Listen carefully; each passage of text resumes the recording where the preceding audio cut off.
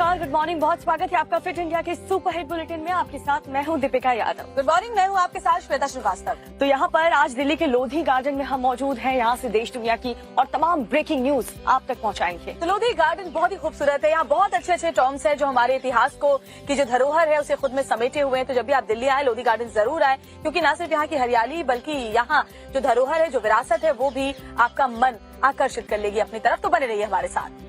और बड़ी खबर के साथ देखिए बुलेटिन की शुरुआत करते हैं। संसद का मानसून सत्र चल रहा है। आज मानसून सत्र का 8वां दिन है।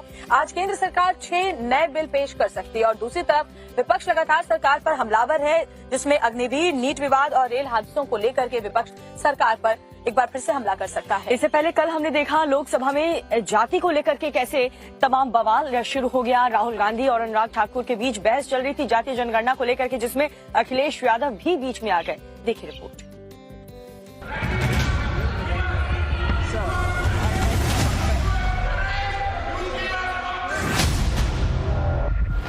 जिसकी जात का पता नहीं वो गन्ना की बात करता है। अनुराग ठाकुर जी ने मुझ पर गाली दी है।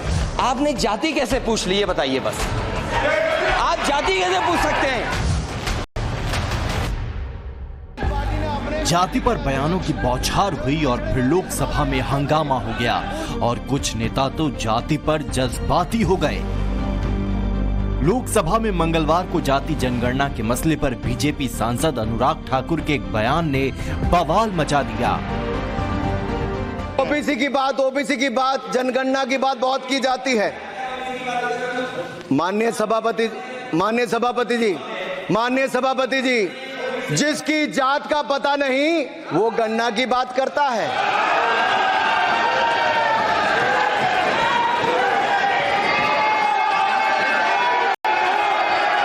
जिसकी जात का पता नहीं वो गन्ना की बात करता है।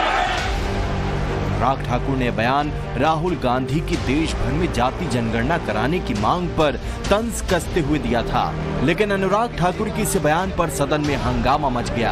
कांग्रेस समेत विपक्षी सांसदों ने अनुराग ठाकुर से माफी मांगने की डिमांड कर दी। कांग्रेस सांसदों के शोर के बीच राहुल खड़े हुए और उन्होंने अनुराग ठाकुर पर गाली देने की तोहमत जड़ दी। जिसकी जात का पता नहीं वो गन्ना की बात करता है। जितना मेरा आप लोग इंसल्ट करना चाहते हैं आप खुशी से करिए, आप रोज करिए, मगर एक बात मत भूलिए, जाति जनगणना को हम यहां पास करके दिखाएंगे। राहुल गांधी को अनुराग ठाकुर की बात आपत्तिजनक लगी। उन्होंने कहा कि उनका अपमान किया गया। जाति जनगणना पर अनुराग ठाकुर और राहुल गांधी के बीच हुई गर्मा गर्म बहस में समाजवादी पार्टी अध्यक्ष अखिलेश यादव भी कूद गए। अखिलेश यादव भी बहुत गुस्से में थे। उन्होंने कहा कि सदन में किसी की जाति कैसे पूछी जा सकती है। आपने जाति कैसे पूछ ली, ये बताइए बस। आप जाति कैसे पूछ सकते हैं? आप बताएं, जाति कैसे पूछ सकते हैं? आप पूछ के दिखाओ जाति को। यह हंगामा तब थमा जब सदन की अध्यक्षता कर रहे जगदम्बिका पाल को कहना पड़ा कि सदन में कोई भी जाति का नाम नहीं पूछेगा। लेकिन जाति पर जज्बाती हुए राहुल और अखिलेश पर बीजेपी हमलावर है। बीजेपी कह रही है कि ये तो वैसी ही बात हुई कि गुड़ खाएंगे पर गुलगुले से परहेज करेंगे, यानी कि राहुल जाति की राजनीति करेंगे, अपनी यात्राओं में लोगों की जाति पूछेंगे, जाति जनगणना की बात करेंगे, पर कोई उनकी जाति पूछेगा तो नाराज हो जाएंगे।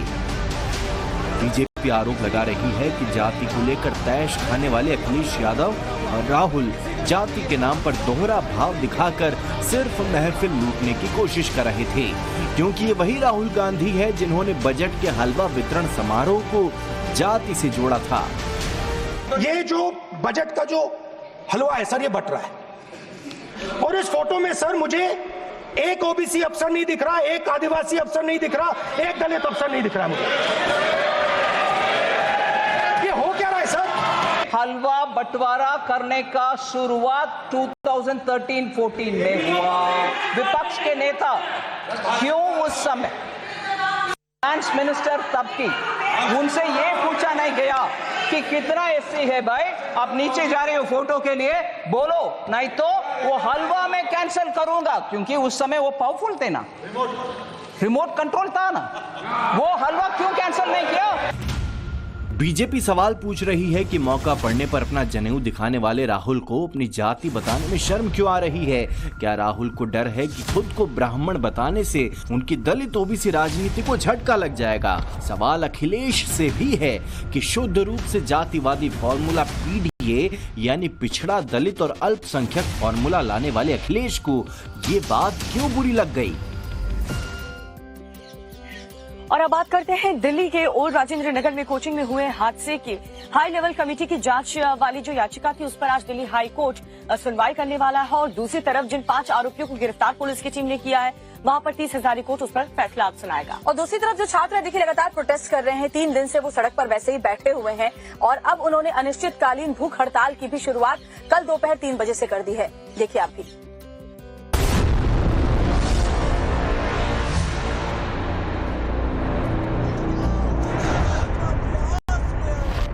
ओल्ड राजेंद्र नगर में राव आईएएस कोचिंग सेंटर के बेसमेंट में 3 छात्रों की मौत का मामला तूल पकड़ता जा रहा है। कोचिंग सेंटर के बाहर विरोध प्रदर्शन कर रहे छात्र अब अनिश्चितकालीन भूख हड़ताल पर चले गए हैं। छात्रों का कहना है कि हादसे का मुख्य जिम्मेदार दिल्ली नगर निगम है, लेकिन नगर निगम के किसी भी अधिकारी ने आकर छात्रों से बात नहीं की है। बस मीडिया से समर्थन मिल रहा है, ना पॉलिटिकल से कहीं समर्थन मिल रहा है। जो अवध ओझा जी इतने बड़े बड़े भाषण देते हैं, सोशल मीडिया पे ज्ञान देते हैं, दिव्य कृति जी इतने बड़े बड़े ज्ञान देते हैं, आज कहाँ है वो? क्यों नहीं आ रहे यूथ के बीच में? वैसे तो यूथ के मोटिवेशनल बनते हैं, स्पीकर बनते हैं, क्यों नहीं आ रहे आज वो बीच में? और एमसीडी की मेयर शैली ओबराय वो कहाँ है? वो कहाँ है? गायब है।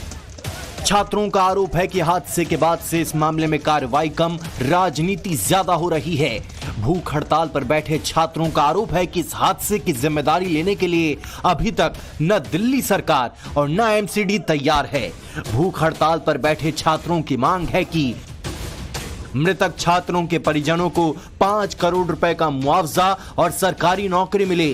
बेसमेंट में चल रही सभी लाइब्रेरी बंद हों, सरकारी लाइब्रेरी खुले, खराब सीवरेज व्यवस्था के लिए जिम्मेदार अधिकारियों पर सख्त कार्रवाई हो, मृतकों की सही संख्या बताई जाए, भ्रष्टाचार करने वाले कोचिंग सेंटर के खिलाफ एक्शन हो। इसके साथ ही हादसे को लेकर दर्ज एफआईआर का पूरा ब्यौरा साझा किया जाए। प्रदर्शनकारी छात्रों का कहना है कि मांगे पूरी होने तक ये भूख हड़ताल जारी रहेगी।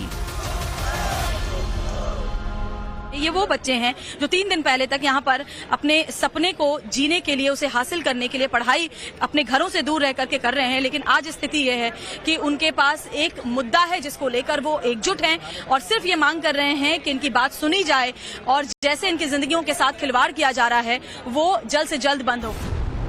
हादसे पर दिल्ली के मुख्य सचिव नरेश कुमार ने मंत्री आतिशी को अपनी जांच रिपोर्ट सौंप दी है। इस रिपोर्ट में ड्रेनेज सिस्टम को ब्लॉक करना, सुरक्षा कर्मचारियों की तरफ से सतर्कता की कमी जैसी कई सारी खामियां सामने आई हैं। जांच में यह भी सामने आया है कि कोचिंग सेंटर ने ड्रेनेज सिस्टम को पूरी तरह बंद कर दिया था। इस बीच हादसे के लिए कथित तौर पर जिम्मेदार कहे जा रहे एसयूवी ड्राइवर की पत्नी ने सिस्टम पर सवाल उठाए हैं। महिला ने कहा कि उनके पति ने कोई नियम नहीं तोड़ा, उन्हें जबरन विलन बनाया जा रहा है। गलत एलिगेशंस लगाए गए हैं मेरे हस्बैंड पे, वो स्पीड नहीं कर रहे थे वहाँ पे। ये वीडियो सामने है, गाड़ी ये मूव कर रही है, ब्रेक लाइट्स ऑन है, रेड लाइट्स एंड बिल्कुल स्पीड पे नहीं है, ब्रेक लाइट्स ऑन है। अब कोर्ट से क्या उम्मीद है आप लोग को? हमें पूरा भरोसा है अपनी जुडिशरी पे एंड उन्होंने कुछ गलत नहीं किया है तो बेल उनको मिलना चाहिए और वो आएंगे घर। हादसे के बाद खामियां न सिर्फ कोचिंग सेंटर्स की ही उजागर हो रही हैं, बल्कि यूपीएससी की तैयारी कर रहे छात्रों से मोटी रकम उगाही करने वाले पीजी मालिकों की भी लापरवाही सामने आ रही है। पर आपको दिल्ली से बता रहे हैं, जहां पर दिल्ली शराब घोटाले में आज 3 मामलों पर अहम सुनवाई होने वाली। दिल्ली शराब घोटाले से जुड़े ईडी के मुख्य मामले में दिल्ली की राउस एवेन्यू कोर्ट में सुनवाई होगी। इसके अलावा दिल्ली के पूर्व डिप्टी सीएम मनीष सिसोदिया और बीआरएस नेता की कविता की न्यायिक हिरासत खत्म होने के बाद कोर्ट में पेश किया जाएगा। दिल्ली शराब नीति घोटाले से जुड़े सीबीआई के मामले में गिरफ्तार बीआरएस नेता के कविता की गिरफ्तारी को चुनौती देने वाली याचिका पर दिल्ली हाई कोर्ट में आज सुनवाई होगी। दिल्ली शराब घोटाला मामले में प्रमुख आरोपी और आम आदमी पार्टी के मीडिया इंचार्ज रहे विजय नायर की मनी लॉन्ड्रिंग के मामले में दाखिल जमानत याचिका पर सुप्रीम कोर्ट में आज सुनवाई होने वाली है।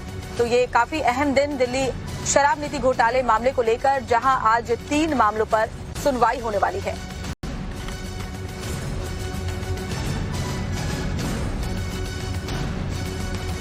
वायनाड से जिसने लैंडस्लाइड पर बड़ी खबर आ रही है, जहां मरने वालों का आंकड़ा देखिए बढ़ गया 151, अब मृतकों की संख्या पहुंच चुकी है और बताया जा रहा है 800 से ज्यादा लोग अभी भी फंसे हुए हैं। जी रात भर सेना का रेस्क्यू ऑपरेशन चलता रहा। सेना, एनडीआरएफ, वायुसेना का रेस्क्यू ऑपरेशन जारी है।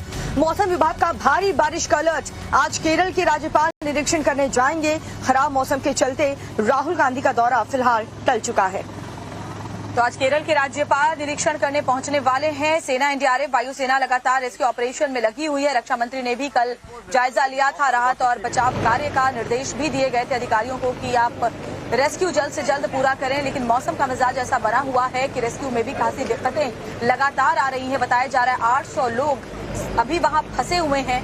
बहुत बड़ी चुनौती है बचाव टीम के लिए भी। और 6 तस्वीरें इस वक्त आपके सामने, और 6 तस्वीरें ये वायनाड में आई तबाही और बर्बादी की हम आपको दिखा रहे हैं, कैसे वहां पर लैंडस्लाइड हुआ और 151 लोगों की इस हादसे में मौत हो गई है। और बताया जा रहा है 800 से ज्यादा लोग अभी भी लापता है। कई ऐसे लोग हैं जिनका कोई भी सुराग नहीं लग पाया। हालांकि जबरदस्त बारिश वहां पर हो रही है, ऐसे में जो टीमें वहां पर तैनात हैं एनडीआरएफ और एसडीआरएफ की, उनके लिए भी काफी ज्यादा चैलेंजिंग ये रेस्क्यू ऑपरेशन है। वहां से उस रोड को क्लियर कर पाना और लोगों को सुरक्षित पहुंचा पाना। और बारिश की वजह से देखिए कितना बड़ा ये हादसा हुआ है। और आपको एक रिपोर्ट इसी से जुड़ी हुई दिखा देते हैं। केरल के वायनाड में कुदरत ने ऐसा कहर बरपाया है कि जिंदगी मानो ठहर सी गई है। तेज बारिश और भूस्खलन ने ऐसा कोहराम मचाया कि दिल्ली से करीब 2400 किलोमीटर दूर केरल के वायनाड में लाशों का अंबार लग गया। यहाँ सोमवार देर रात कई जगहों पर भूस्खलन हुआ और देखते ही देखते कई गांवों का नामो निशान मिट गया। मुंडक्कई, चूरलमाला, अट्टामाला और नूलपुझा में तबाही का मंजर देखने को मिला। घर, सड़कें, पुल, गाड़ियां सब ने जल समाधि ले ली। कुदरत के इस कहर से अब तक सैकड़ों लोगों का अब तक अता पता नहीं है। रेस्क्यू के लिए सेना के जवानों ने मोर्चा संभाल रखा है। देखिए किस तरह लोगों का रेस्क्यू किया जा रहा है। वायनाड का मुंडक्कई गांव लैंडस्लाइड की वजह से सबसे ज्यादा प्रभावित है। यहां करीब 250 लोगों के फंसे होने की खबर है। यहां भी कई घर बह गए हैं और एक चाय बागान के कई कर्मचारी लापता हैं। जो ग्राउंड सिचुएशन की हम बात करें तो जो बारिश थी वो रुकी नहीं है, थोड़ी धीमी हुई है, सुबह जितनी तेज नहीं हो रही है। और इस जो दुर्घटना में जो एक वहाँ का जो लोकल ब्रिज था वो बह गया है, जिसके कारण थोड़ी सी हमें प्रॉब्लम्स आ रही हैं। वायनाड में तबाही किस तरह आई, आप ये 3 तस्वीरों को देखकर समझ सकते हैं। पहाड़ से पानी के साथ मलबा तेजी से आया और हर ओर फैल गया। सुबह होते होते सरकार प्रशासन को जब इतनी बड़ी आपदा का पता चला तो फौरन रेस्क्यू ऑपरेशन शुरू किया गया। सेना, एनडीआरएफ और वायुसेना ने मोर्चा संभाल रखा है। यह तस्वीर आप देख सकते हैं कि कैसे लोगों को रेस्क्यू किया जा रहा है, क्योंकि पुल एक बहुत बड़ा चुनौती बन चुका है, टूट चुका है। सड़क जो है वो पूरी तरह से टूट चुकी है। जैसे ये भूस्खलन आया, चारों तरफ अब केवल और केवल ये पानी यहाँ पर आपको दिखाई देगा। और ऐसे में लोगों को इस तरह से एक शोर से दूसरे शोर तक पहुँचाने की कोशिश जो है वो की जा रही है। दूसरी तरफ हेलीकॉप्टर का सहारा लिया जा रहा है। केरल में मौसम का रेड अलर्ट है। सिर्फ वायनाड ही नहीं, आसपास के इलाके भी सैलाब की मार झेल रही हैं। तस्वीरें पलक्कड़ की हैं। देखिए इस पुल के नीचे बह रही नदी में सैलाब आ चुका है, तो वहीं कोझिकोड में भी पानी की तेज धार पुल पर आ रही है। बादल फाड़ मॉनसून ने अपना रंग दिखाना शुरू कर दिया है। ऐसे में लोगों को सावधान रहने को कहा गया है। Bureau report, times now Bharat. तो केरल से लेकर के उत्तराखंड तक मौसम की वजह से बर्बादी और तबाही हर तरफ देखने को मिल रही है। जगह जगह लैंडस्लाइड हो रहे हैं और फ्लैश फ्लड की डराने वाली तस्वीरें पहाड़ी इलाकों से लगातार सामने आ रही हैं।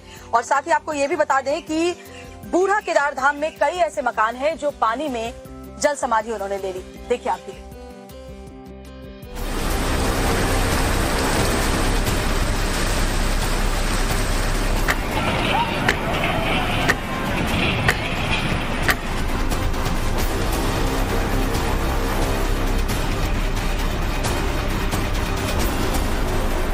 अब की बार सावन में कुदरत की ऐसी मार पड़ी है कि उत्तराखंड से केरल तक हाहाकार है। उत्तर से दक्षिण तक नदियां उफान पर हैं।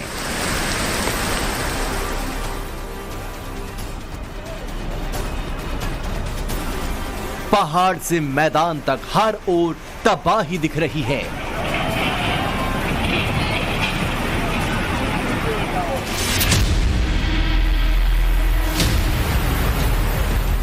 फ्लैश फ्लड की तस्वीर हिमाचल प्रदेश के ऊना के तहसील दफ्तर की है। यहाँ मूसलाधार बारिश के बाद दफ्तर में अचानक सैलाब आ गया।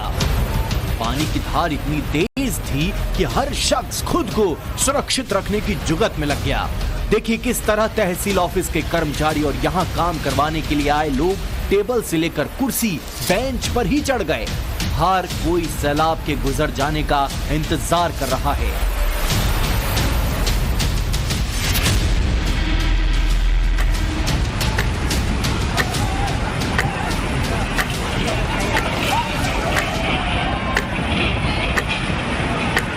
दस सेकंड पर दुकान मकान की जल समाधि हो गई।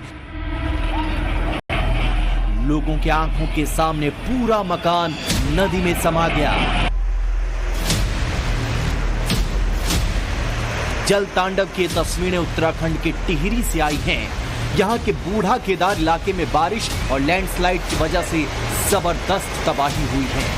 सड़कें पानी में बह गई हैं। 50-50 मीटर तक सड़कें गायब हो गई हैं। टिहरी के बूढ़ा केदार धाम में कई मकान पानी में बह गए। यहाँ के 20 से ज्यादा घर खतरे की जद में हैं, जिन्हें खाली करने के अलावा कोई चारा नहीं है।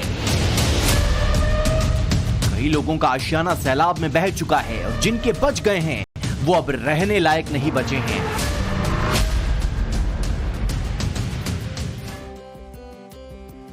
तो आधा हिंदुस्तान मौसम की मार झेलने को मजबूर है। हालात ये हैं कि सड़कें नदियां में तब्दील हो गई हैं, घर दुकान में पानी भर गया है, हर तरफ सिर्फ पानी ही पानी नजर आ रहा है। ओडिशा से लेकर मध्य प्रदेश और उत्तर प्रदेश के कई ऐसे शहर हैं जो कि पूरी तरह से बाढ़ बारिश की चपेट में हैं। वहां से बहुत हैरान करने वाली तस्वीरें सामने आई हैं। आप इस रिपोर्ट में देखिए।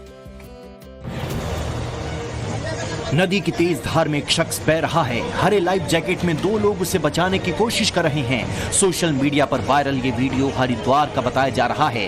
दावा है कि नदी में नहाते वक्त एक कांवड़ यात्री गंगा की तेज धार की चपेट में आ गया और सैलाब के साथ बहने लगा।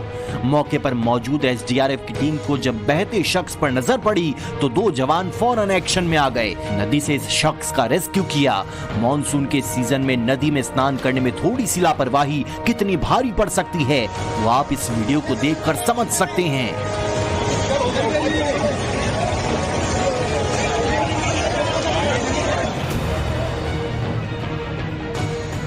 नाले में गिरी महिला किसी तरह बाहर निकलने की कोशिश कर रही है। एक दूसरी लेडी उसे बाहर निकलने में मदद कर रही है। मॉनसून के सीजन में देश के बड़े बड़े शहरों से ऐसी तस्वीरें इन दिनों आम हो चुकी हैं। भुवनेश्वर में भारी बारिश के बाद सड़क पर पानी भर गया। सड़क और नाले का फर्क मिट गया और रोड पर जा रही लेडी सड़क किनारे नाले में गिर गई। भुवनेश्वर में भारी बारिश के बाद क्या हालात हैं, ये तस्वीरों को देखकर समझा जा सकता है। हर ओर पानी ही पानी है। सड़क किनारे पार्क की गई गाड़ियां पानी में डूब चुकी हैं। मध्य प्रदेश में भी भारी बारिश लोगों के लिए मुसीबत बन रही है। नदियां उफान पर हैं। उज्जैन में शिप्रा नदी के रामघाट के पास बने मंदिरों की जल समाधि हो रही है। कई मंदिरों के अब सिर्फ शिखर ही दिखाई दे रहे हैं। हालांकि इस दौरान घाट पर जान जोखिम में डालकर कुछ लोग डुबकी लगाते भी दिखे। प्रशासन की ओर से लोगों को लगातार घाटों से दूर रहने की हिदायत दी जा रही है। वाराणसी में भी गंगा नदी का जल स्तर लगातार बढ़ रहा है। वाटर लेवल खतरे के निशान के करीब है। यहाँ के घाटों पर बाढ़ के हालात हैं। सभी 84 घाट गंगा में डूब चुके हैं। छोटे बड़े मंदिरों की जल समाधि हो रही है। दशाश्वमेध घाट का आरती स्थल पूरी तरह जलमग्न है। तो सिर्फ देश में ही नहीं बल्कि देश में आम की कितनी किस्में पाई जाती हैं, तो यकीनन आप भी मेरी तरह से ज्यादा 5, 6 या 7 किस्मों के नाम बता पाएंगे। लेकिन अगली जो खबर है उसको देखकर आप हैरान रह जाएंगे। जी आपको दिखाएंगे ताल कटोरिया स्टेडियम। दिल्ली के ताल कटोरिया स्टेडियम में आज आमों की प्रदर्शनी लगने वाली है। कैसी होगा ये पूरा कार्यक्रम, इस रिपोर्ट में देखिए।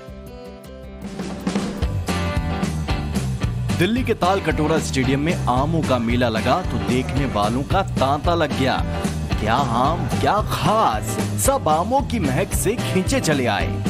17वें आम महोत्सव का नई दिल्ली के ताल कटोरा इंडोर स्टेडियम में आयोजन हुआ, जिसमें 1-2 नहीं बल्कि 300 तरह के आमों की प्रदर्शनी लगाई गई।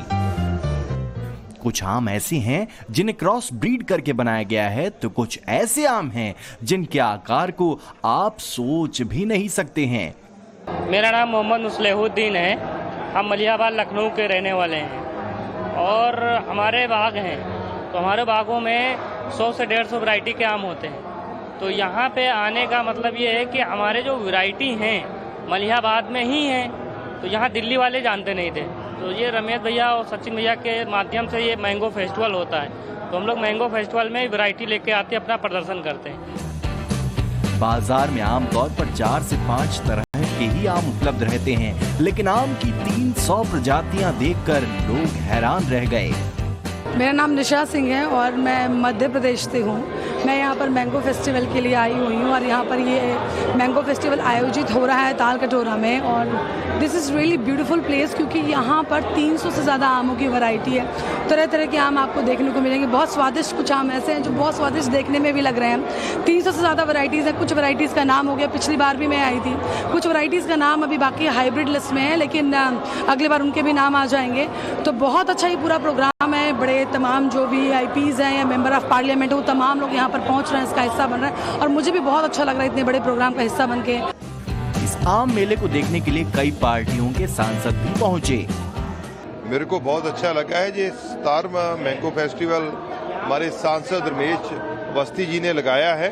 हर साल वो लगाते हैं। 300 से ऊपर किस्म के आम जो हैं वो यहाँ लगे हुए हैं प्रदर्शनी में, और उसके अलावा ये आम के जो उगाने वाली नर्सरी है उसके लोग भी यहाँ हैं। तो ये यहाँ खाने वाले के लिए बहुत अच्छा एक उपराला किया है अवस्थी जी ने उनके लिए। और सबसे बड़ी बात है कि जो किसान लोग हैं उनके लिए भी बड़ी फायदे की बात है कि ये उसकी खेती कर सकते हैं और उस खेती से उनको फायदा हो सकता है। इस मैंगो फेस्टिवल में मोदी नाम के आम की भी धूम रही। लोग इस आम को काफी पसंद कर रहे हैं। वैरायटी जो रमेश जी ने डेवलप किया है मोदी मैंगो जी, सो ये एक बड़ा वैरायटी का मैंगो है जिन्हें रमेश जी ने नाम लगाया मोदी मैंगो। और इस तरीके से आम हमारे पास है जिसे हम अलग अलग नाम से हिमायत कहते हैं, मलगोबा कहते हैं, तोप कहते हैं। तो उम्मीद है कि जब मोदी जी का नाम रखे तो उम्मीद करते हैं कि केंद्र सरकार इसको और भी डेवलप करे और इसका लाभ आम लोगों में आए जैसा कोशिश करे। आम महोत्सव के अंत में एक भव्य गाला डिनर का आयोजन किया गया, जिसमें आम से बने कई व्यंजनों का लोगों ने आनंद लिया। मध्य प्रदेश के ताबड़तोड़ एक्शन वहां पर लिए जा रहे हैं। अब फर्जी जो मदरसे हैं वहां पर एक्शन देखने को मिल रहा है। और देखिए, सरकार ने कड़े निर्देश जारी कर दिए हैं और साथ ही प्रदेश में श्योपुर जिले में ही 56 मदरसों पर अब इसके बाद ताला लटक गया है। फर्जी मदरसों के खिलाफ मध्य प्रदेश की सरकार का एक्शन शुरू है और इसकी शुरुआत श्योपुर से हो चुकी है, जहां ये फर्जीवाड़ा उजागर होने के बाद मदरसों पर ताला लटकाने का सरकारी फरमान आ चुका है। मध्य प्रदेश सरकार ने श्योपुर में ऐसे 56 मदरसों की मान्यता रद्द कर दी है। बताया गया है कि ये मदरसे नियमानुसार संचालित नहीं हो रहे थे। जांच में यहां तक पाया गया कि वहां कोई छात्र नहीं है, न ही किसी को पढ़ाया जा रहा है। कई स्थानों पर तो मदरसा ही नहीं मिला। जिला शिक्षा अधिकारी श्योपुर की रिपोर्ट के आधार पर मध्य प्रदेश मदरसा बोर्ड ने ये बड़ा एक्शन लिया है। बताया ये भी जा रहा है कि जिन 56 मदरसों की मान्यता रद्द की गई, वहां हिंदू बच्चों के नाम पर भी सरकारी सहायता ली जा रही थी। जैसे आधार कार्ड नहीं पाए गए, आधार कार्ड के उसमें बच्चों का रहता है, मैपिंग फीडिंग में ये सब चीज़ें होती हैं। बैंक अकाउंट नंबर नहीं थे, बच्चे यहाँ दर्ज से दर्ज ज़्यादा दिखा रहे थे लेकिन ऑन स्पॉट वहाँ नहीं थे बच्चे, कुछ संचालित थे ही नहीं। कोई एक संचालक ने कहा भी था नहीं है, वो तो वैसे ही है, संचालक नहीं है प्रॉपर। तो इस तरह की मतलब निश्चित रूप से वो अनियमित संचालित थे और उसी आधार पर रिपोर्टिंग की गई थी। मध्य प्रदेश की मोहन सरकार के इस एक्शन से मदरसा संचालकों में हड़कंप है। श्योपुर के मदरसों में पल रहे भ्रष्टाचार के मॉडल को देखते हुए मध्य प्रदेश के स्कूल शिक्षा मंत्री ने राज्य में संचालित मदरसों के भौतिक सत्यापन की जांच में तेजी लाने के निर्देश दिए हैं, लेकिन कांग्रेस को इसमें राजनीति नजर आ रही है। हम लोग हर बिंदु पर जांच करा रहे हैं और जो विसंगतियां हैं, किन किन विसंगतियों में किन किन चीज़ों में जो वायलेशन ऑफ रूल्स हैं वो कहाँ कहाँ पर उन्होंने वायलेशन किया है उन नियमों का, उनको हम पूरा चिन्हित कर रहे हैं। और कोई भी हो, अगर वित्तीय अनियमितता हुई है तो उसकी वसूली का भी हम काम करेंगे और आवश्यकता होगी तो कार्रवाई भी करेंगे। भारतीय जनता पार्टी मदरसे के नाम पे हमेशा से राजनीति करती आई है, ये कोई नई बात नहीं है। भाजपा ध्यान मोड़ने के लिए, लोगों का ध्यान मोड़ने के लिए इस तरह के काम करती है। इनका उद्देश्य सिर्फ राजनीतिक है, इसलिए सवाल खड़े होते हैं। मदरसों का फर्जीवाड़ा उजागर होने के बाद मध्य प्रदेश सरकार पिछले 5 साल में दिए गए अनुदान की रिकवरी की तैयारी में भी है। फर्जी मदरसों को लेकर यूपी सरकार भी एक्शन मोड में है। यूपी में भी गैर मान्यता प्राप्त 8,449 मदरसों को नोटिस जारी होने के बाद all India Muslim personal law board का एक प्रतिनिधिमंडल पहली बार मुख्यमंत्री योगी आदित्यनाथ से मिला और ऐसे मदरसों में पढ़ने वाले बच्चों का बेसिक शिक्षा स्कूलों में एडमिशन कराने के आदेश को वापस लेने की गुहार लगाई। बोर्ड ने सीएम योगी से मुलाकात के दौरान बताया कि ये मदरसे सालों से किसी ट्रस्ट या सोसाइटी के तहत स्थापित हैं। इनमें धार्मिक शिक्षा के साथ साथ मॉडर्न शिक्षा भी दी जाती है। हालांकि मदरसों के मदरसा बोर्ड से संबंध न होने की बात कहकर इन्हें गैर मान्यता प्राप्त बताया जा रहा है।